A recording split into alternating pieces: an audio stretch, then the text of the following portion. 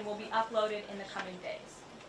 On another note, positive economic data continues to pour in, showing the immediate impact of President Trump's pro-growth agenda. After suffering a steep decline in the final year of the Biden administration, the manufacturing sector came roaring back in February. Industrial production surged in February, these are new numbers, 3 times at a greater 3 times rate than the expectations to its highest ever recorded level. And President Trump's laser focus on massive deregulation and unleashing our domestic energy industry is leading to stability for Americans' bottom lines. As Newsweek summed it up today, gas prices are plummeting under President Trump. And the Trump administration continues to make American communities safer through our ongoing mass deportation campaign of illegal alien criminals. Yesterday, FBI Director Kash Patel announced the agency captured another fugitive from its 10 most wanted list, securing the extradition of Francisco Javier Roman Bardelas, a key senior leader of the brutal MS-13 gang. And the brave men and women of ICE also arrested a number of dangerous aliens across the country in recent days. You will see them on this screen. ICE San Francisco just arrested a citizen of Guatemala convicted of sexual battery. ICE New Orleans arrested a citizen of Ecuador convicted of rape in Suffolk County, New York. ICE Atlanta arrested a citizen of Mexico convicted of assault by strangulation. ICE Dallas arrested a citizen of Mexico convicted of assault with a firearm and rape with a foreign object. And ICE Houston arrested a citizen of Guatemala convicted of indecent sexual contact with a child in Texas. These are heinous criminal alien monsters who the previous administration allowed to flood into our country. And every time President Trump and his team deport one of them, our country becomes safer. Finally, before I open it up to questions, I want to tout how successful our efforts have been in filling out President Trump's administration. There have been a record number of 281 Senate confirmed nominations already, with another 280 in process. Here at the White House, OPM, and GSA, we have filled 100% of the total number of slots. And this is a record number of placements in the first 58 days of any administration, and a testament to the caliber and the sheer quantity of talented people who want to work for President Trump to make America great again. Here in our new media seat today, we have Katie Pavlich. Katie is the editor of townhall.com, which is a subsidiary of Town Hall Media. It's a leading conservative news and opinion outlet based right here in Washington, D.C., with writers and journalists reporting around the country. Last year, Town Hall Media had 60 million unique users and 1.4 billion page views, with a broad reach on a number of social media platforms.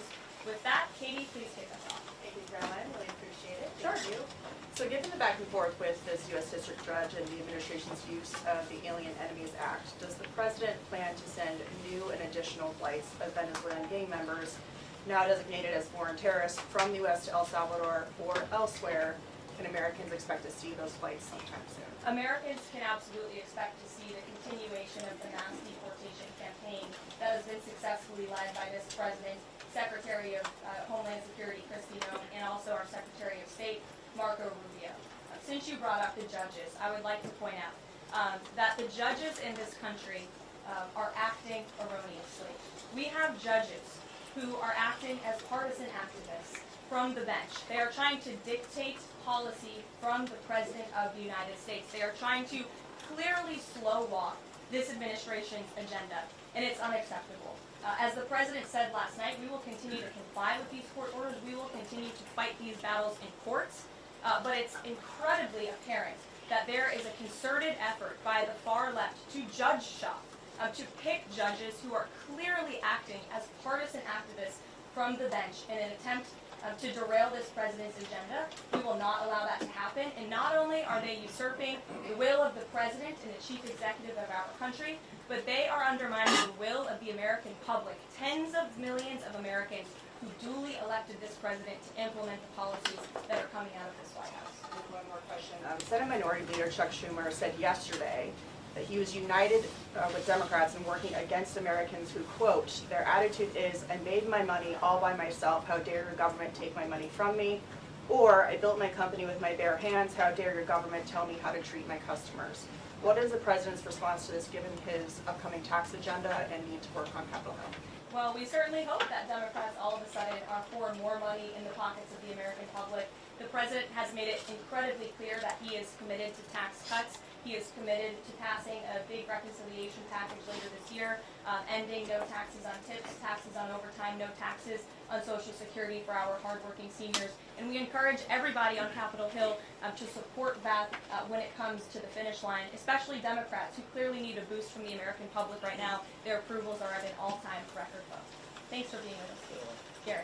I have one other question, but I want to follow up on Katie's question, actually. You said the mass deportation campaign would continue, but she asked about the flights specifically. Will those flights to El Salvador continue while this case is being appealed? We don't have any flights planned specifically, but we will continue with the mass deportations. And I would just like to point out that the judge in this case is essentially trying to say that the president doesn't have the executive authority to deport foreign terrorists from our American soil. That is an egregious abuse of the bench. This judge does not have that authority. It is the opinion of this White House and of this administration. That's why we're fighting this in court. And it's very, very clear that this is an activist judge who is trying to usurp the president's authority. Under the Alien Enemies Act, the president has this power, and that's why this deportation campaign has continued. And this judge, Judge Boasberg, is a Democrat activist. He was appointed by Barack Obama. His wife has donated more than $10,000 to Democrats, and he has consistently shown his disdain for this president and his policies, and it's unacceptable. I wanted to go about the idea that these people are all foreign terrorists, but Judge Boasberg was originally appointed by George W. Bush and then elevated by Barack Obama. I just feel like I should clear that up. Well, let me just say something to that effect, Garrett. 67% of all of the injunctions in this century have come against which president? Donald J. Trump. Let me say that again. 60% of the injunctions by partisan activists in the judicial branch have come against President Donald Trump, and 92% of those have been from Democrat-appointed judges. This is a clear, concerted effort by leftists who don't like this president and are trying to impose or slow down his agenda. So, given that, do you think it's a good use of Congress's time and the president's political capital to try to impeach and remove a federal judge, which would take 67 votes you're unlikely to get in the Senate? Well, look, the president has made it clear that he believes this judge in this case should be impeached, and he has also made it clear that he has great respect for the Chief Justice John Roberts, and it's incumbent upon the Supreme Court to rein in these activist judges. These partisan activists are undermining the judicial branch by doing so. We have co-equal branches of government for a reason, and the president feels very strongly about that. Jackie. What options does the president have to, he says he's going to follow court orders, he wouldn't defy a court order, but he's raised these concerns about these judges acting in such a partisan way. What option does he have to ensure that his agenda continues to move forward while this is ongoing and the judges appear to be trying to just block and delay and impede? Well, you're right. They are trying to block, delay, and impede. This is lawfare. The president is no stranger to it. He faced it in his campaign, and this is a continuation of the lawfare that President Trump faced as a candidate, and he's now unfortunately facing as a president. Clearly, these partisan activists in the judicial branch didn't get the memo on November 5th when the American people overwhelmingly re-elected this president to continue with mass deportations. So White House counsel and the Department of Justice are working on this. They're appealing these cases, and we will continue to use the full weight of the White House counsel's office and the president's team of lawyers to fight this in court, because we know we will win even if we have to go all the way to the Supreme Court. One more on TDA. Andy McCarthy said in an interview with Hugh Hewitt, he certainly agrees with what the president is trying to do with the Alien Enemies Act, but he's not sure that the law is completely on his side. He cites some previous Supreme Court rulings dealing with enemy combatants in wartime, says that even they have a right to challenge their detention in court.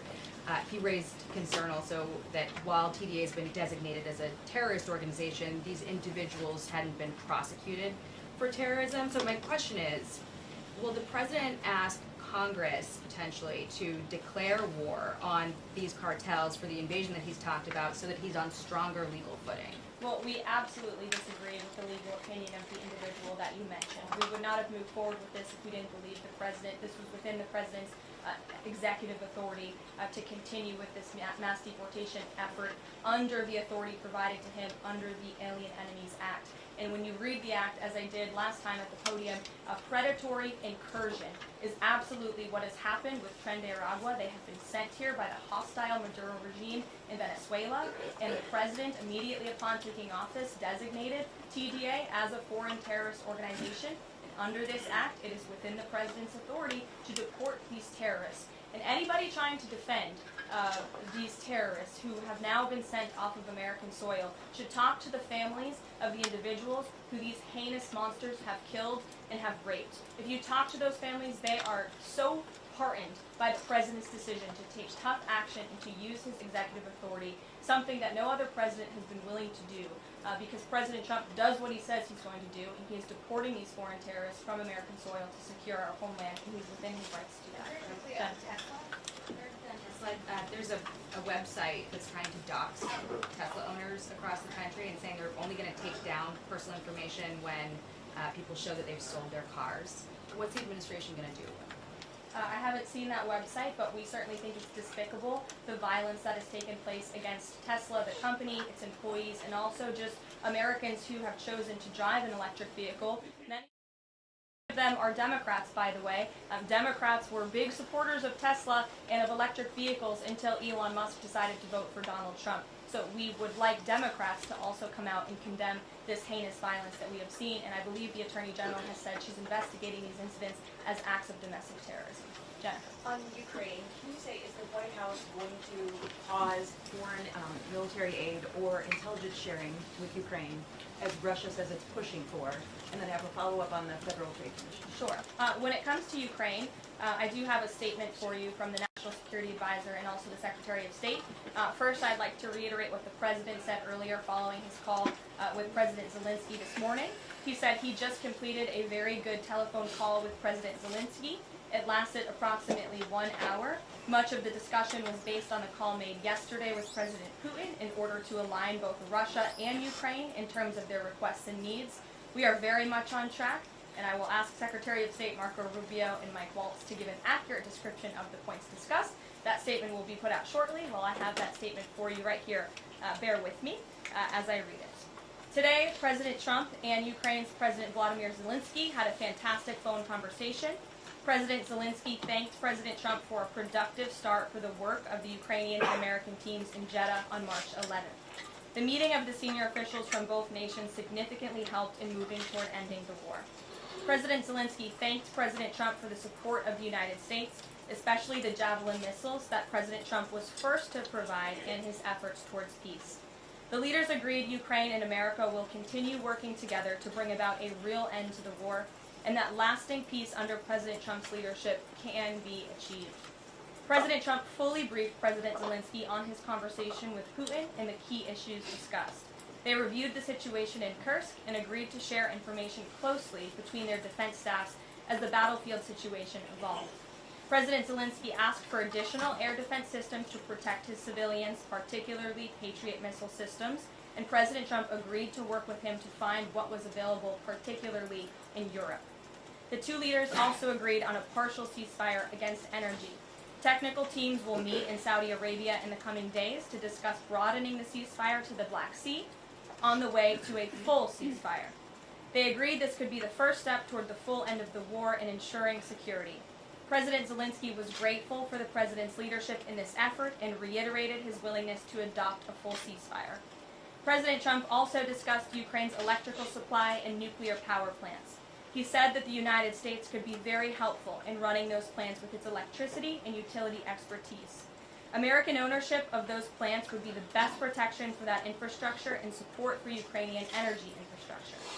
President Zelensky also thanked President Trump for continuing to push humanitarian concerns, including the exchange of prisoners of war. He noted they had just had a successful exchange and thanked the president for his leadership on that. President Trump also asked President Zelensky about the children who had gone missing from Ukraine during the war. including the ones that had been abducted, and President Trump promised to work closely with both parties to help make sure those children were returned home. They agreed all parties must continue the effort to make a ceasefire work.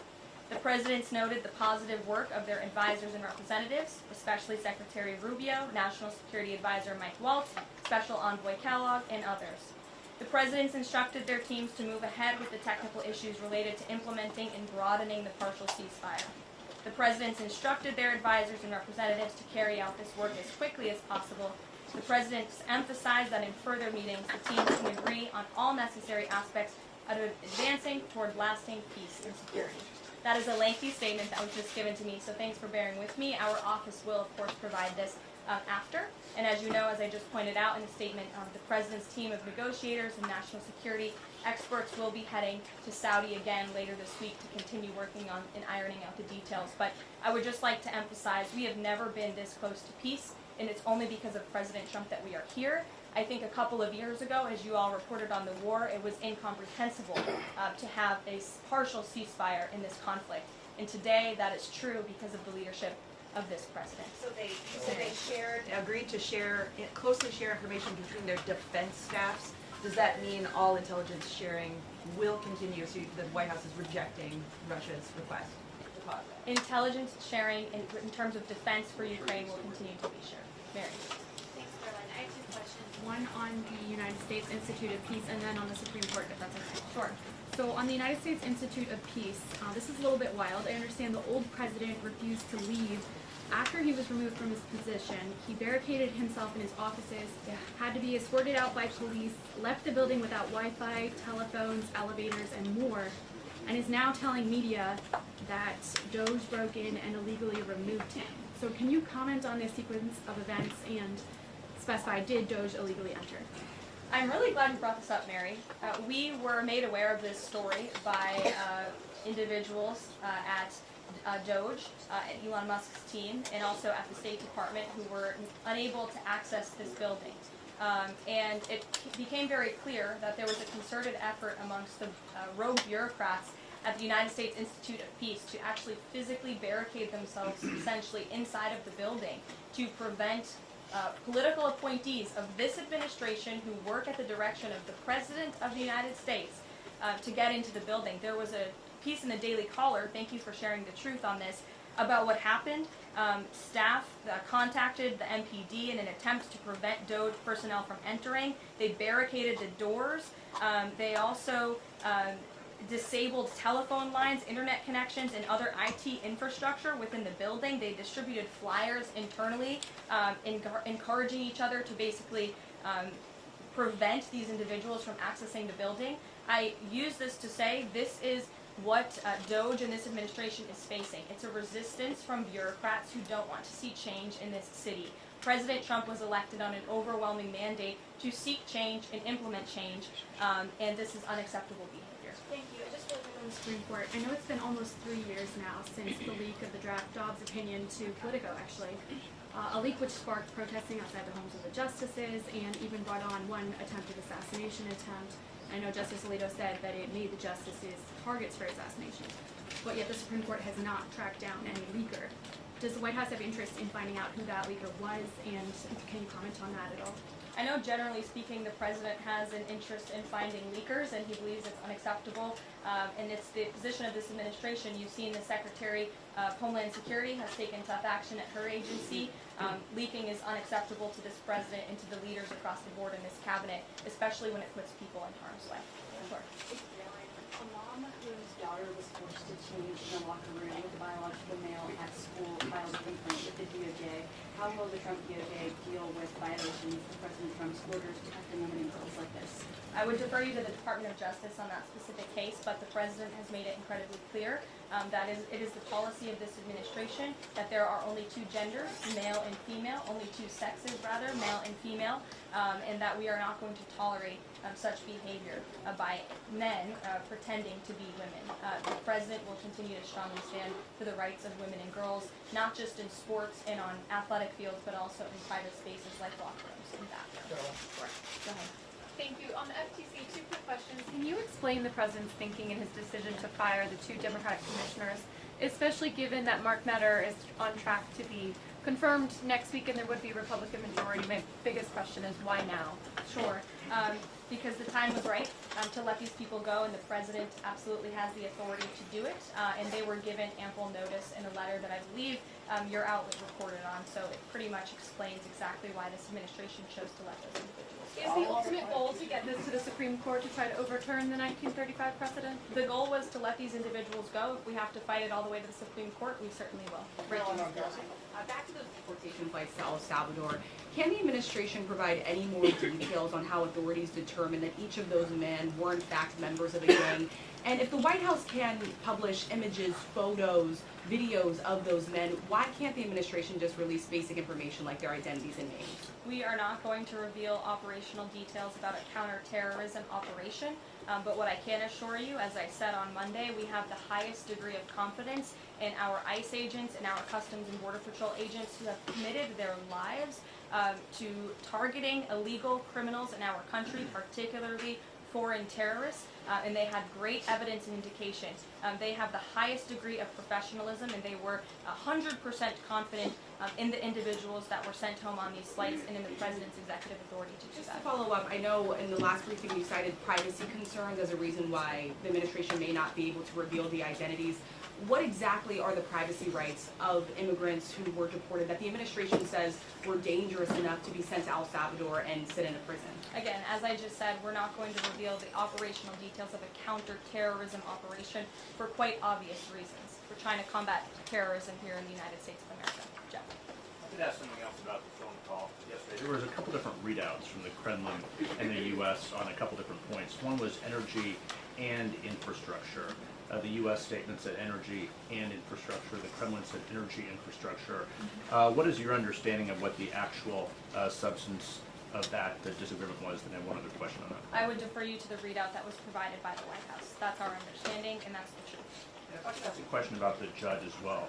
How does the president define a bad judge? Is it just someone who disagrees with him? And is that a dangerous precedent in this case, because this is a temporary ruling from Judge Boasberg that he could ultimately rule in your favor? Is he setting up a standard here for calling for the impeachment of a judge who may ultimately rule on your side? No, it has nothing to do with disagreeing with the president on policy. It's with disagreeing with the Constitution and the law. And it's trying to usurp the authority of the executive branch of this country. It's having baseless reasoning for these injunctions. And it's a clear effort by these judges to slow roll this president's agenda.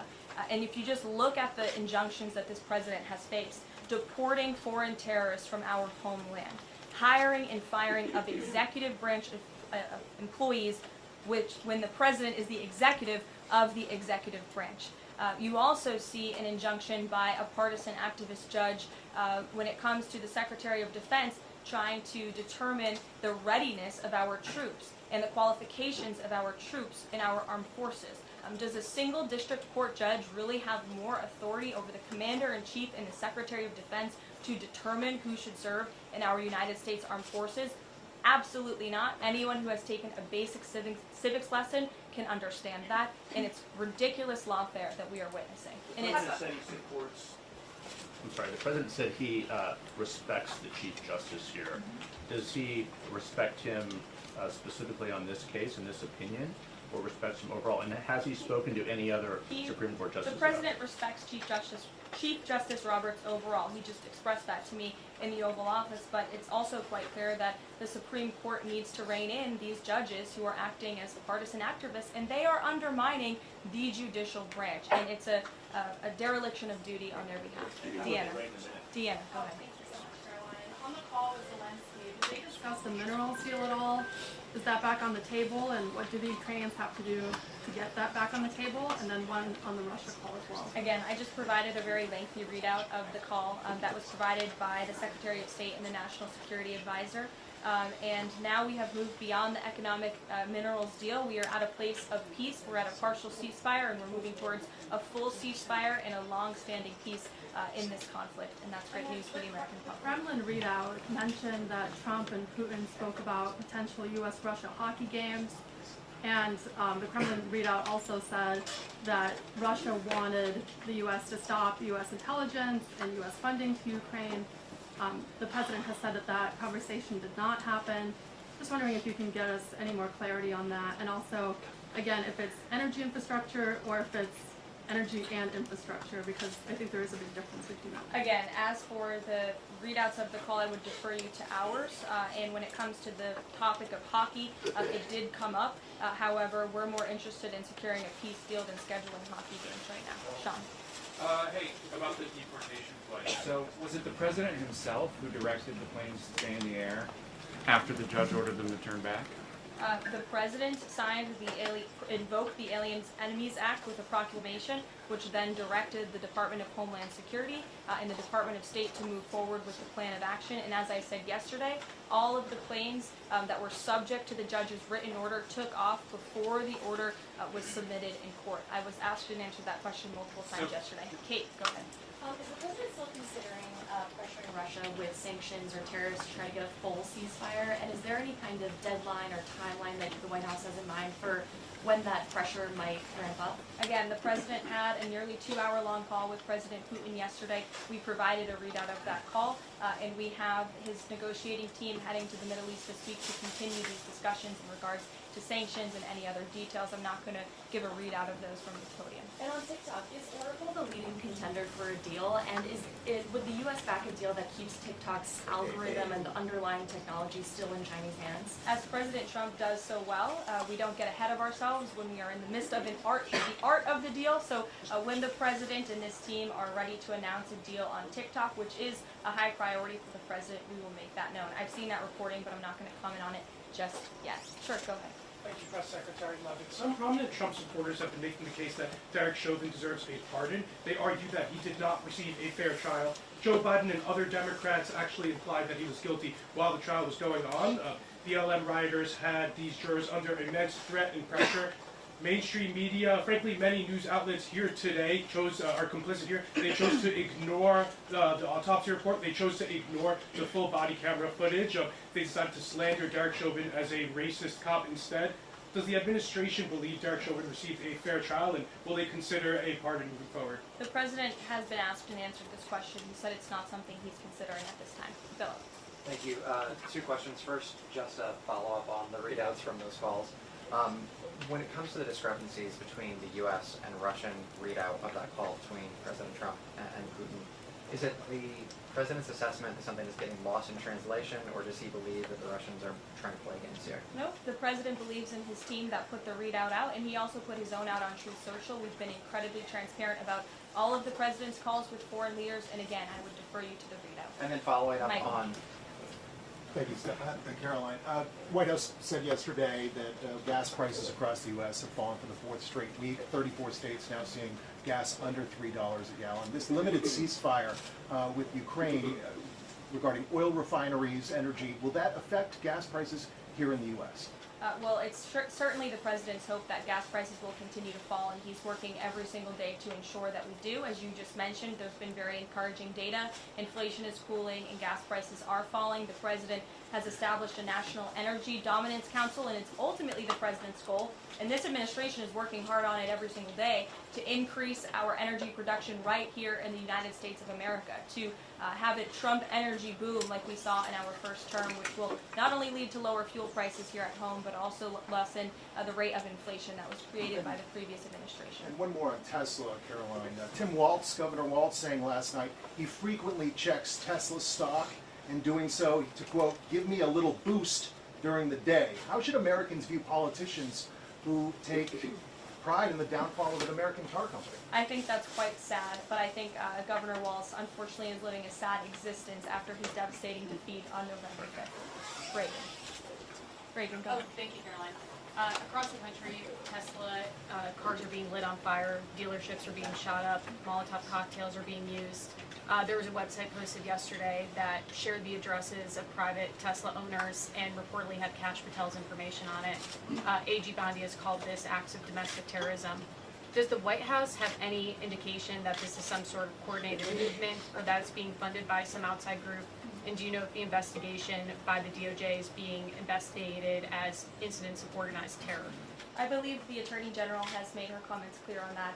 She is investigating these events as acts of domestic terrorism, and we fully condemn them. And as I said earlier to Jackie's question, we think it's despicable what is happening to not just this American company, but also their innocent employees, and again, innocent Americans who drive these vehicles. And we condemn it wholeheartedly. Sure. More than 24,000 workers in 18 agencies are in the process of being reinstated. What is your message to these workers, and can you assure them they won't be fired again as the administration directs agencies to do more layoffs? Well, the administration is complying with the court's order. Again, as I have spoken about repeatedly, we think it's despicable that we have judges acting as judicial activists, partisan activists, trying to dictate who the President of the United States, the executive of the executive branch, can hire and fire. We have never seen anything like this. We are fighting this in court, and we will continue to fight it all the way to the Supreme Court if we have to. And as for federal employees, it's been the very common sense position of this president and the administration that bureaucrats here in Washington, D.C. need to show up to the office just like the rest of America. Middle-class Americans, from doctors to business owners to teachers to law enforcement officers, have to show up to their offices every single day. And the president has made it a clear priority that people in this city have to do the same. And we are also continue to be committed to reducing the scale of our workforce and to reducing the size of our federal bureaucracy here in Washington, D.C. to save taxpayers' money. Annie, go ahead. In the statement that you read, you referenced the president's interest in helping return Ukrainian children to their parents, to their families. There's an organization that provides intel and information about those children that their aid has been cut. It's a Yale University program that used foreign aid. And I'm curious if, as part of this new thinking with Ukraine, that aid might be unfrozen. I have no updates about that or that specific program at this time. Karen. Thanks, Caroline. Just to follow up on your answer to the question on the minerals deal, you said that the White House has moved beyond the minerals deal. What does that mean? Is that no longer on the table? Nope, it means the minerals deal was that first set of framework that you all saw in that very public meeting with President Zelensky and President Trump in the Oval Office. We are now focused on a long-term peace agreement. As you know, on that deal, or that meeting between President Zelensky and President Trump, the Ukrainian president at the time wasn't talking about a greater peace deal. We are now at that place where we are talking about that, so we've moved beyond just the economic minerals deal framework, and we're looking at a lasting ceasefire. Right now we're at a partial ceasefire, but again, the president is sending his highly skilled, intelligent, and experienced team to Saudi Arabia later this week to continue fighting for peace in this conflict. And I would just reiterate one more time, we have never been closer to peace than we are today. Thank you very much, everybody. We'll see you later.